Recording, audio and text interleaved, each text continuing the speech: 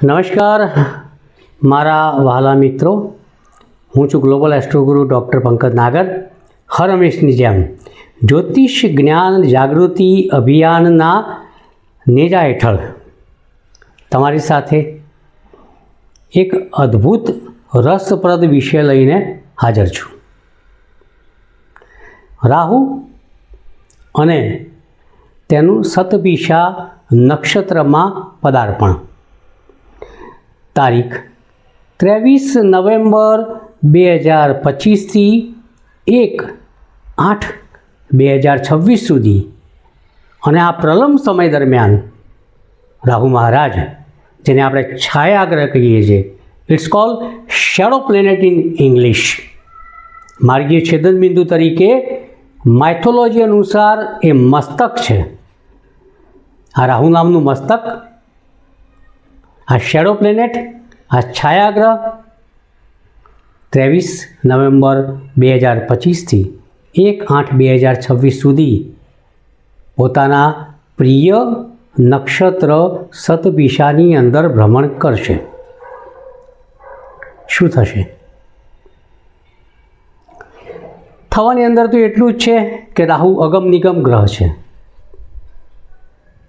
થશે એવું કે સોનું, ચાંદી, અગમ નિગમ વસ્તુઓ અને કેટલીક એવી ઘટનાઓ કે જે રહસ્યમય ઘટનાઓ કહી શકાય, એવા રાજ અને રહસ્ય કે જે કદાપી આપણા દેશ અને દુનિયાની અંદર સામે આવ્યા નથી, એવા રાજ અને રહસ્યનો પર્દાફાશ રાહુ પોતાના સતભિષા નક્ષત્રના ભ્રમણ દરમિયાન, એટલે કે 23 નવેમ્બર 2025થી 1 ઓગસ્ટ 2026 દરમિયાન કરશે. હવે આપણે વિચારીએ કે આ રાહુના સતભિષા નક્ષત્ર દરમિયાન શાસ્ત્રોક્ત, વેદોક્ત અને સ્ક્રિપ્ચર ગ્રંથના આધારે કયા લાભ લઈ શકાય અને એનાથી તમે તમારા વ્યક્તિગત જીવનની અંદર ઉન્નતિ, પ્રગતિ, પ્રોસ્પેરિટી, સંપત્તિ, ધન, સમૃદ્ધિ અને આવી અસંખ્ય વસ્તુઓના તમે માલિક બની શકો છો. તો મિત્રો, ધ્યાનપૂર્વક આ વિડીયો જુઓ અને સાંભળો. રાહુના સતભિષા નક્ષત્રના ભ્રમણ દરમિયાન તમે સોમવારે રાત્રે જો ચંદ્રને પ્રાધાન્ય આપો, તમે અગર તો હું ચોક્કસ કહીશ કે સોમવારની રાત્રે, એટલે કે ખાસ કરીને મધ્યરાત્રિએ ભોજપત્ર ઉપર લઘુરુદ્રીના પાઠ અષ્ટગંધ શાહી વડે લખવામાં આવે અને જો આ પાઠ 11 વાર લખવામાં આવે તો તમારા કોઈપણ કાર્યની અંદર પ્રગતિ થાય છે, તમારું નામ વધે છે, મનની શાંતિ વધે છે, કુંડળીનો ચંદ્ર બળવાન થાય છે.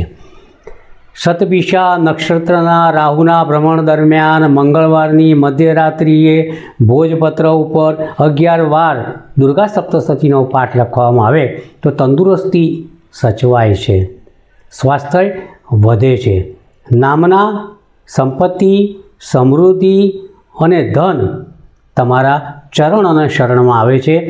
કોર્ટ કચેરીના કેસની અંદર વિજય થાય છે. બુધવારના દિવસે મધ્યરાત્રિએ ભોજપત્ર ઉપર 11 વાર વિષ્ણુ સહસ્ત્ર નામના પાઠ જો લખવામાં આવે તો બળ બુદ્ધિની અંદર વધારો થાય છે. તમે જાણે કે AI સિસ્ટમના વિકલ્પ હોવ, પર્યાર હોય એવી ઇન્ટેલેક્ચ્યુઅલ તમારી અંદર, તમારા પંચમહાભૂત તંત્રની અંદર સમાવિષ્ટ થાય છે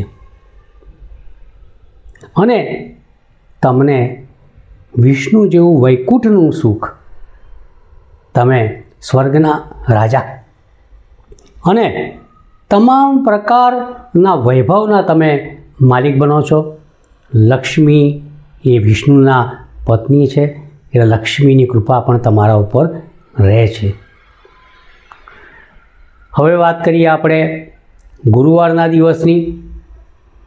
ગુરુવારનો દિવસ એક એવો છે જે તમારા શિક્ષણ સાથે સંકળાયેલો છે, ધર્મ સાથે સંકળાયેલો છે, ધન સાથે સંકળાયેલો છે અને ગુરુ એટલે આચાર્ય, ગુરુ એટલે વડો, ગુરુ એટલે એક્સપાન્શન.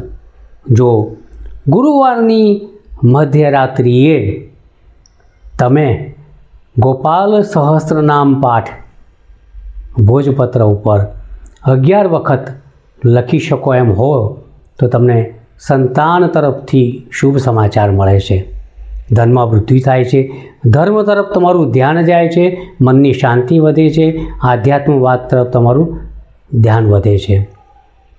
શુક્રવારના દિવસે આ લક્ષ્મીનો વાર છે, તો આ શતભિષા નક્ષત્રના રાહુના ભ્રમણ દરમિયાન શુક્રવારે જો તમે લક્ષ્મી સૂક્તમ, શ્રી સૂક્તમ, કનકધારા સ્ત્રોત લખો તો ધન, સમૃદ્ધિ, સંપત્તિ, વૈભવ અને તમારું જાતીય જીવન વધારે પ્રસન્ન થાય છે. તમારા શરીરમાં એક એવા પ્રકારનું તેજ અને તેજસ્વીતા આવે છે કે તમે સમાજની અંદર એક આકર્ષણનું કેન્દ્ર બની શકો છો.